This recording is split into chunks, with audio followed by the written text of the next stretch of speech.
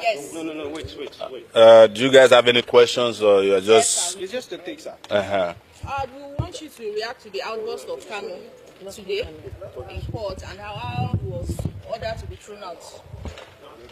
Well, we have made it very clear that this trial in the first place was unnecessary.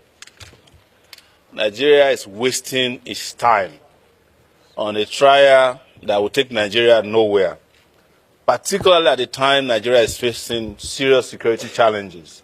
That's what we should be focusing on, is how to retrieve the body of the Brigadier General that was killed, if they have not.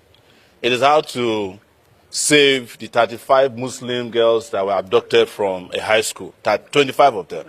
It is how to save 35 Christians who were attacked and abducted live. And that's what Nigeria should concern itself with, not a flimsy, frivolous trial to jail somebody whose only crime is asking for justice, in my view.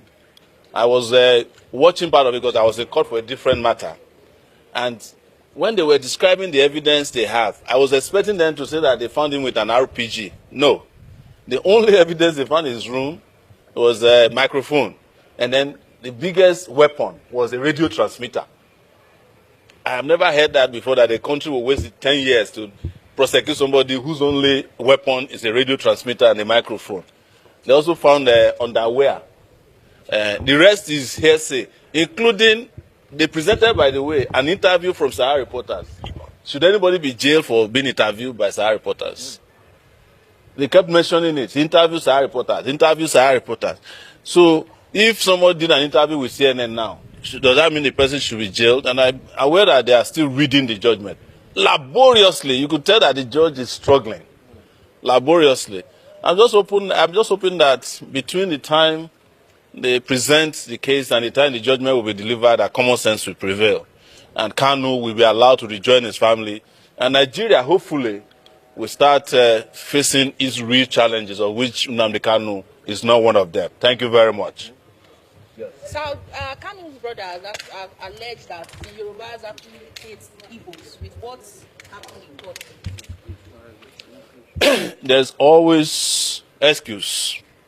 And the Nigerian state manufactures hatred of ethnic groups against themselves. But ask yourself, was it a Yoruba man that, was it an Igbo man that jailed Awolowo? It was a Yoruba man. Abi? When I was arrested by DSS in 2019, all the guys who came to abduct me, one of them was Ijo, another one was speaking Yoruba. The fact that you speak Yoruba doesn't mean you are Yoruba.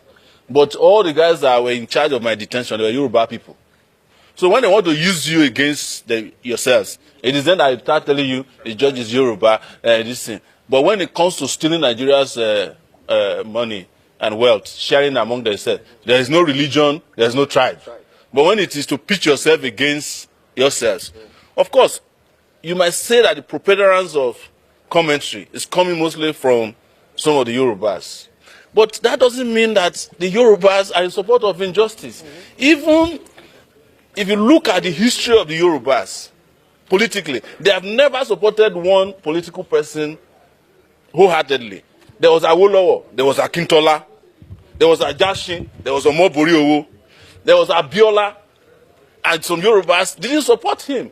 Yorubas have always been, free, just as Igbos are. It's not every Igbo person today that supports even the agitation for Biafra. Does that mean that those people are not Igbos? It's not every Hausa person today that supports blasphemy convictions against some people who are, or even though they are Muslims. So don't let anybody use that to divide you. The person who is president of Nigeria today is a Yoruba man whose only campaign buzzword is Emilokon, is my turn. He didn't say that it's the turn of the Yorubas. And go and ask the Yorubas under this regime what they are going through. That is what the Yorubas call Enikon Loba. Now the person where he touch, now they feel him. It's different from Emilokon. So you cannot be blaming, because before you know it now, Yorubas will start killing Igbos. Igbo will be killing Yorubas again, based on the misconception that the innocent, hungry Yoruba person is somehow or somewhat complicit in the nonsense that is happening against an Igbo man who is fighting for justice. Let's be careful about that. not to create that ethnic division any further. That's how they got us here. So how do you foresee a breakdown of law and order, especially in the southeast after this judgment? There's a breakdown of law and order in Nigeria already. Any country where a brigadier general can be abducted and killed, even when he fought himself, cannot be rescued, there's a breakdown of law and order. You see, there are two places to find order in the world. I mean, beyond. They said there's order in heaven and there's order in hell. The difference is that the first order and the first law in heaven is order. The last law in hell is order. Nigeria has become hell. Well, the last law is order. So there's no breakdown of law and order that can happen. But I know them. They can go and manufacture another breakdown of law and order.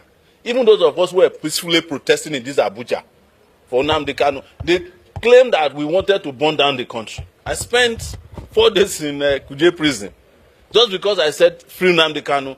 When I went to Lagos after that, they declared me wanted for fighting for Yoruba people whose houses they are demolishing. So when they create a narrative for you to fall for, be careful. So that you won't start killing and fighting the same poor people. Some of them don't even know about this trial because they are hustling to get food on their table maybe once or twice a day. So that is why I keep saying that the country needs a revolution.